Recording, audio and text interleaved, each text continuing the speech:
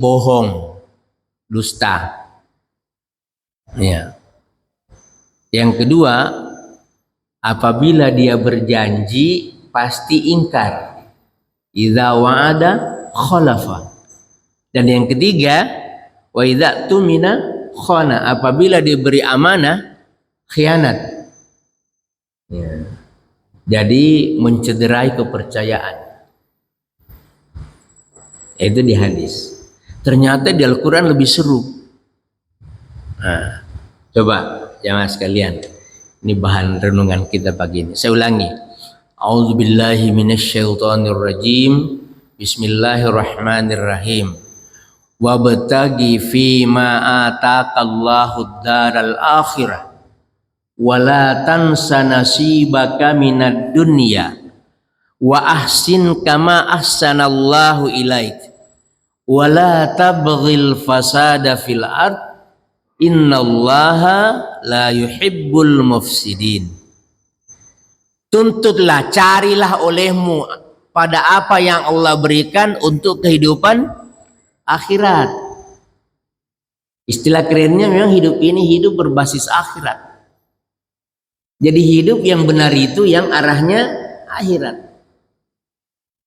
Ini potongan ini kita kaitkan dengan Al-Mulk ayat 2 yang sering dikutip kalau acara takziah, tahlilan. Ya. Tabarakalladzi biyadihil mulk wa huwa ala kulli syai'in qadir alladzi khalaqal mauta wal hayata liyabluwakum ayyukum ahsanu amala. Maha suci Allah yang di tangannya segala kekuasaan dan dia berkuasa atas segala sesuatu,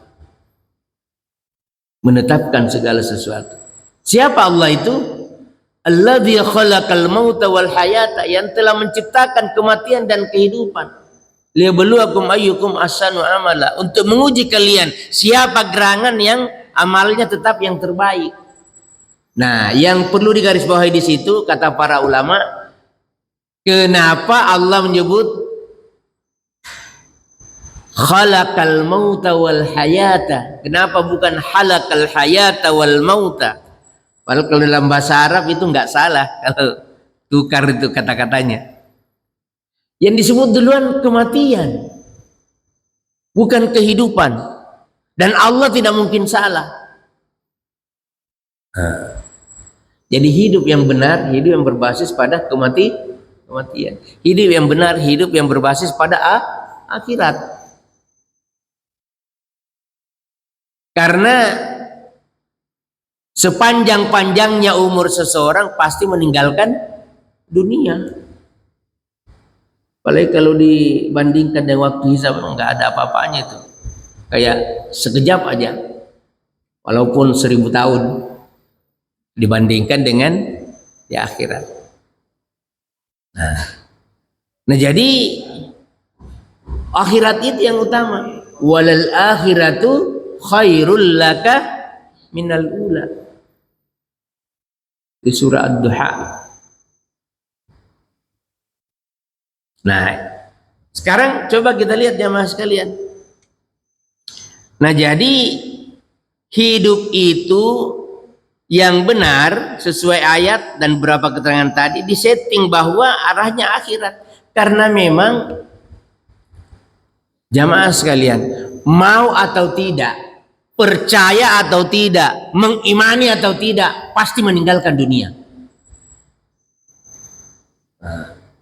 Hanya karena keyakinan yang berbeda, pemahaman tentang hidup ini berbeda, maka tentang hidup sesudah mati yang dipahami juga berbeda.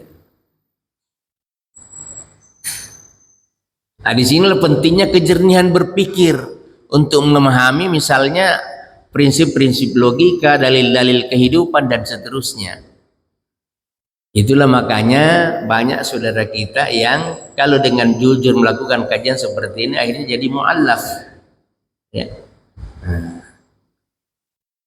Natal itu untuk Kristiani. Kita hanya menghormati, bukan ikut-ikutan ibadah. Itu baru toleransi namanya. Bukan Natal bersama.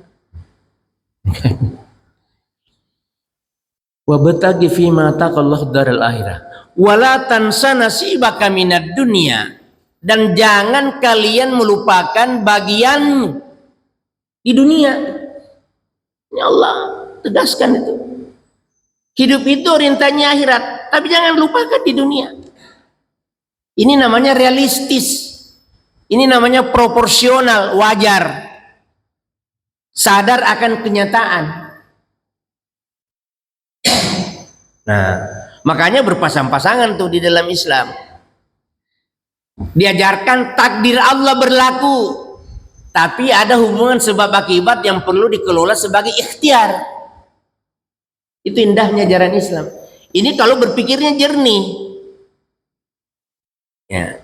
Hanya memang ya, maaf jamaah sekalian, ini sebenarnya mungkin agak lompat dikit karena saya tidak ingin melepaskan momentum bencana alam ini, ya.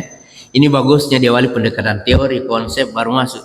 Tapi saya mau kaitkan dengan fakta yang ada sekarang, ya. Jadi pengantarnya diperpadat. Jadi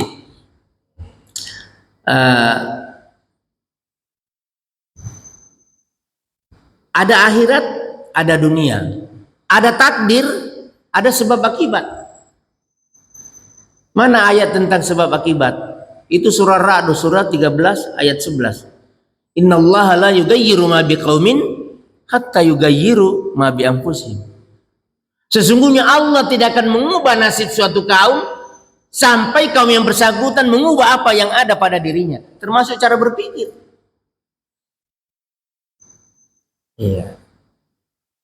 Kalau mau hidup sejahtera, kerja keras. Nah, sekalipun kerja keras bukan yang menentukan datanya rizki, tetap Allah yang ngatur. Tapi bekerja sungguh-sungguh adalah sebuah prinsip hidup yang mulia sebagai bentuk dari ibadah. Kenapa kerja keras? Itu ibadah. Salah satu cara untuk mendapatkan rezeki banyak, tapi bukan berarti mutlak, karena Allah yang ngatur. Itu berpasang-pasangan dalam Islam. Wala tansa nasibaka minad dunya. Nah, jadi di dunia kita lihat petani bercocok tanam. Ya. Tukang kebun merawat tanaman di kebunnya. Ya. Pengelola sumber daya air memperhatikan kebersihan dan aliran air. Hanya ada ini yang baru beberapa bulan selesaikan, spam Jatiluhur di dekat perempatan Jalan Kartini kan gitu. Kenapa?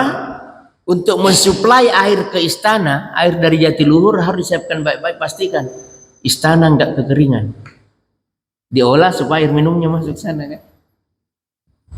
Itu dari Jatiluhur, ditangani oleh satu BUMN tersendiri, PT Tirta Jaya. PT Tirta titik. Nah, jadi itu kausalitas. Udara kita kotor, cuaca luar biasa, virus dan bakteri gonjang-ganjing. Begitu orang capeknya luar biasa, bisa kena influenza. Itu kausalitas. Karena itu jaga kesehatan. Nah, karena dianjurkan kemana-mana keluar pakai masker. Bahkan di dalam masjid pun beberapa di antara kita kalau sadar daripada menyebar virus, ya kita pakai masker. Saya kemarin Pak kena flu berat lumayan. Hari Sabtu lalu suara hilang. Ini kayaknya masih ada gejala-gejalanya dikit kan. Wala tansa nasibaka minad dunya wa ahsin kama ahsanallahu ilaik. Berbuat baiklah kepada Allah, ya berbuat baiklah sebagaimana Allah berbuat baik kepada kalian. Ini juga beberapa di antaranya udah sering saya singgung sini. Apa intinya? Tak berpamrih. Allah merancang tubuh kita seperti ini, kita tidak pernah mengajukan proposal. Allah kasih dan Allah tidak minta apa-apa dari kita. Dibikinkan hidung untuk bernapas, di dalamnya ada paru-paru. Nggak pernah bayar pajak hidung, pajak paru-paru. Ini kalau kendaraan kemarin enggak pemutihan KDM kasihan. Nah, terakhir Syafri Samsudin pemutihan pajak kendaraan bermotor. Mata kita, jantung, lambung, ginjal dan seterusnya dengan cara kerjanya yang luar biasa. HP secanggih-canggihnya setelah sekian jam dicas. Kalau nggak dicas nggak bisa dipakai lagi karena butuh baterai. Ya. Allah tidak pernah minta apa-apa. Justru Allah melakukan itu sebagai bentuk kasih sayangnya untuk memenuhi seluruh kriteria, karena dalam hidup ini manusia butuh fasilitas untuk bertindak. Agar dia bisa berjalan butuh kaki. Bahkan di Al-Quran makhluk Allah itu ada yang dikatakan berjalan dengan perutnya. Ya, yamshi bi batnihi. Ada dengan 2 kaki, rijlain. Ada dengan arba'ah, dengan 4 kaki. Itu Allah rancang agar makhluk yang bersangkutan bisa menjelajahi lingkungannya. Ya. Ikan di laut diberi kemampuan untuk berenang. Burung di darat diberi kemampuan untuk terbang dengan sayap. Ada juga yang ada sayapnya hanya bisa dikepak-kepakkan, pengguin. Itu kalau ditelusuri dengan penelitian, jamaah sekalian, itu akan ketahuan yang kita sebut hikmah, dapat data. Oh, yang ini bisa begini karena seperti ini. Itu bagian dari Iqra bismi rabbikal ladzi khalaq. Membaca ayat-ayat kauniyah supaya kita makin mantap menerima ayat-ayat kauliyah dan ziliyah. Ya. Wa ahsin kama ahsanallahu ilaik. Ingat waktu Covid kemarin 2 tahun lalu, banyak orang antri berebutan untuk dapat tabung gas, ya kan? Kenapa? Betapa pentingnya itu oksigen. Sebenarnya dalam keadaan terbuka bisa, tapi ketika paru-paru mengalami gangguan, nggak bisa nyedot langsung ke sini. Maka dia butuh langsung dari tabung. Apa isinya itu? Oksigen. Banyak perusahaan ya mendulang keuntungan besar hanya karena mengambil oksigen dari udara terbuka. Salah seorang mahasiswa saya dulu bekerja di salah satu perusahaan itu. Gak apa-apa disebut, dan banyak kerjasama dengan sejumlah rumah sakit. Kok ada tabungnya? Oh, itu mereknya PT Samator. Nah, itu menjual gas itu,